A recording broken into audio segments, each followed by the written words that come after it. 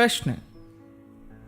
सद्गुरु, हमें कैसे पता चलेगा कि हमने अब कितनी आध्यात्मिक प्रगति कर ली है? हम यह कैसे जान सकते हैं कि हम आध्यात्मिक पथ पर आगे बढ़ रहे हैं या नहीं?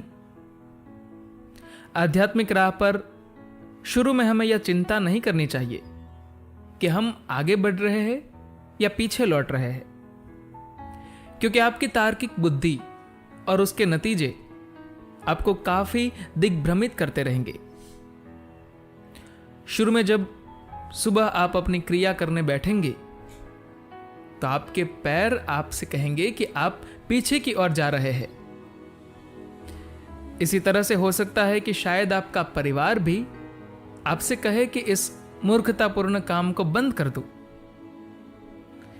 इसलिए शुरुआती दौर में कोई भी नतीजा निकालने की कोशिश मत कीजिए। किसी भी आध्यात्मिक प्रक्रिया को शुरू करने का सर्वश्रेष्ठ तरीका यह है कि उसे एक खास समय तक बिना किसी शर्त के पूरी निष्ठा व प्रतिबद्धता के साथ किया जाए। इस दौरान आपको किसी तरह की तथाकथित आध्यात्मिक प्रगति का महसूस होना जरूरी नहीं है।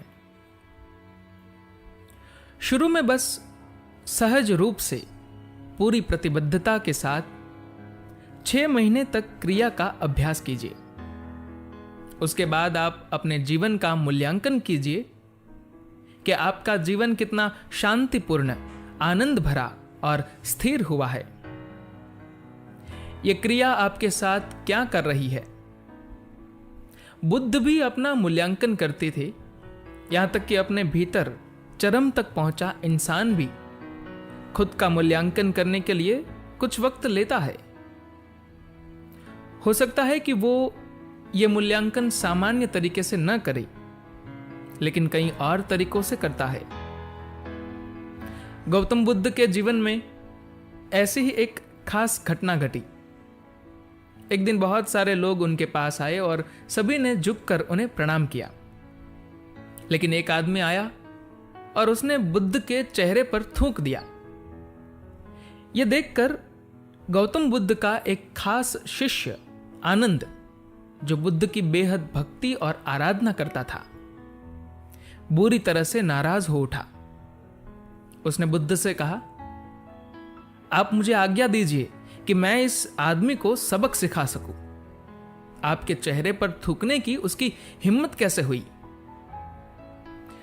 गौतम बुद्ध ने अपने शिष्य को ऐसा करने से मना कर दिया और उस आदमी को धन्यवाद दिया। बुद्ध ने उस आदमी से कहा, मेरे चेहरे पर थूकने के लिए तुम्हारा बहुत बहुत शुक्रिया, क्योंकि तुम्हारे इस व्यवहार ने मुझे यह देखने का मौका दिया कि क्या मैं अभी भी क्रोध कर सकता हूं या नहीं। लेकिन मुझे यह जानकर बेहद खुशी हुई कि मेरे भीतर अब क्रोध बचा ही नहीं है, भले ही कोई मेरे चेहरे पर थूक भी क्यों न दे। यह बहुत अच्छा हुआ, तुमने मुझे अपना आकलन करने में मदद की। साथ ही तुमने आनंद को भी अपना मूल्यांकन करने का मौका दिया। इसके लिए तुम्हारा बहुत बहुत धन्यवाद। तुमने हम दोनों को यह महसूस कराने में मदद की कि हम फिलहाल वास्तव में कहां खड़े हैं। इसलिए खुद को थोड़ा समय दीजिए और बिना किसी अनुभव की अपेक्षा किए एक खास समय तक पूरी ईमानदारी के साथ अपनी क्रिया कीजिए। इस दौरान किसी चमत्कार के घटित होने की उम्मीद मत कीजिए। जीवन में सबसे बड़ा चमत्कार तो जीवन खुद ही है। जीवन की यह प्रक्रिया, आप बैठे हैं और सांस ले रहे हैं, अपने आप में एक चमत्कार है। अगर आप इस चमत्कार की सराहना न करके अपने जीवन में किसी और तरह के चमत्कार की उम्मीद लगाए बैठे हैं कि किसी दिन ईश्वर बादलों के बीच से अपना हाथ निकालकर आपके लिए कुछ कर देगा, तो इसका मतलब है कि आपकी सोच अभी भी बेहद बचकानी है। इसका मतलब है कि अभी भी आप में परिपक्वता नहीं आई है और आप अभी भी परी कथाओं में विश्वास करते हैं। इसलिए आप अपनी आध्यात्मिक प्रक्रिया का आकलन करने की जल्दबाजी मत कीजिए, इसे अपने भीतर उतरने दीजिए। आध्यात्मिक विकास की अवधि 12 साल होती थी। आमतौर पर भारतीय परंपरा में किसी भी आध्यात्मिक प्रक्रिया को शुरू करने के लिए जिस समर्पण व प्रतिबद्धता की उम्मीद की जाती थी वह 12 साल की होती थी।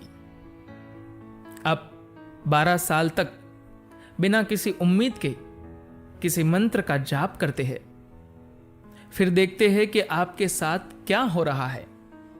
यहां तक कि आज भी भारत में कई पंथ या संप्रदाय इस मार्ग का अनुसरण करते हैं।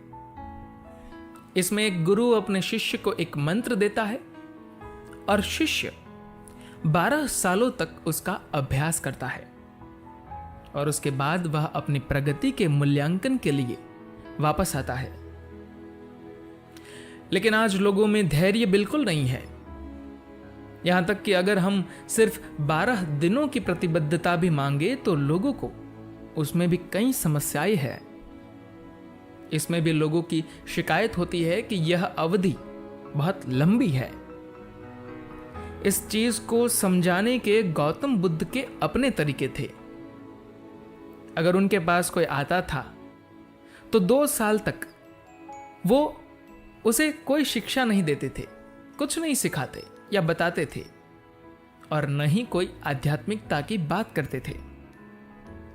2 साल तक वे उस व्यक्ति को यूं ही मंडराने या भटकने देते थे।